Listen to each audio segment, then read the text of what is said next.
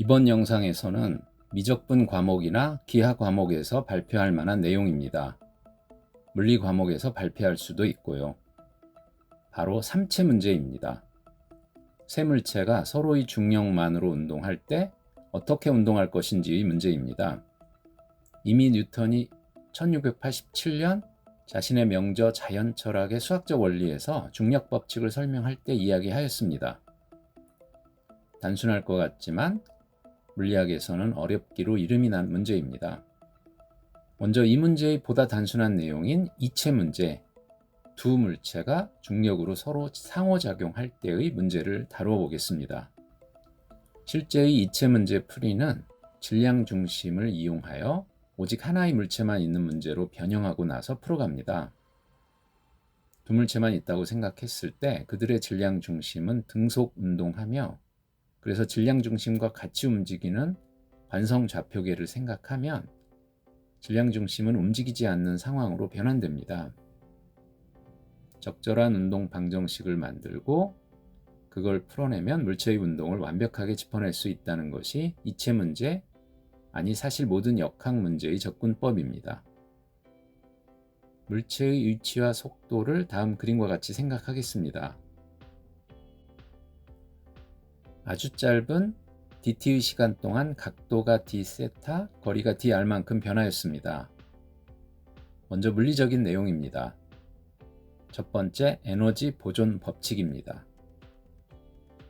처음 항은 운동 에너지, 두 번째 항은 만유 인력에 의한 위치 에너지이며 E는 상수입니다. 에너지 보존 때문이지요. 편의상 m은 2, gmm도 2로 두겠습니다. 두 번째, 케플러의 제2법칙, 면적 속도 일정의 법칙입니다. C2는 2분의 1이라 하겠습니다. 수를 정하는 것은 단지 계산을 간단히 하기 위해서입니다. 다음 그림에서 속도에 대한 식을 얻을 수 있습니다. 우겨넣고 정리합니다.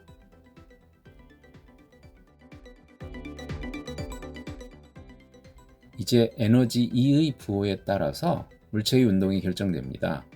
E가 음수이면 작은 물체는 질량이 큰 물체의 중력을 벗어나지 못합니다. 만약 E가 마이너스 4분의 3이라면 다음과 같은 해가 얻어집니다.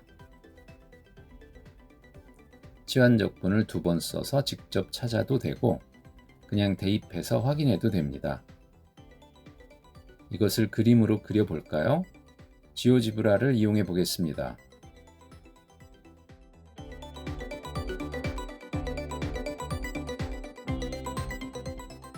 정확히 타원이네요. 2는 0일 때, 2는 3일 때의 해를 직접 구해보면 작은 물체는 각각 포물선 궤도와 쌍곡선 궤도를 그림을 확인할 수 있을 거예요. 이 부분을 보완해서 세특 발표를 준비해 보세요. 자, 그런데 더욱 놀라운 부분입니다. 뉴턴의 프린키피아 출간 이후 400년이 넘게 흘렀지만 삼체 문제는 아직도 제대로 풀리고 있지 않다고 합니다. 심지어 앙리 뿌앙까레라고 하는 과학자는 1890년 삼체 문제의 일반해를 구하는 것은 불가능하다는 것을 이야기까지 하였습니다. 사실 태양, 지구, 달의 운동만 해도 삼체 문제입니다. 삼체 문제도 불가능한데 태양계 전체의 운동은 어떨까요? 많은 행성과 소행성들의 운동까지 생각한다면 태양계 행성들의 운동은 다루기가 더욱 어렵게 되는데요.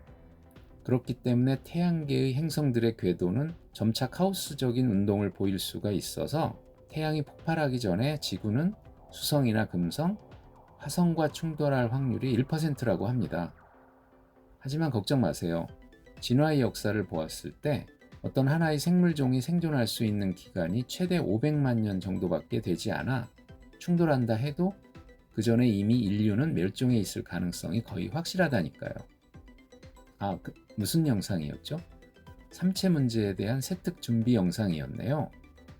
현재의 이론 수준에서 삼체 문제는 결국 컴퓨터에게 맡기는 수밖에 없습니다. 특수한 경우들의 해들을 수치 해석의 방법으로 찾아내고 있는데 그 중에 몇 가지를 살펴보면서 영상을 마무리하겠습니다. 다음은 자바 실험실에 나와 있는 영상들입니다. 자, 이제 위의 내용들을 바탕으로 자신만의 새로운 관점을 추가해서 좋은 발표 준비해 보세요.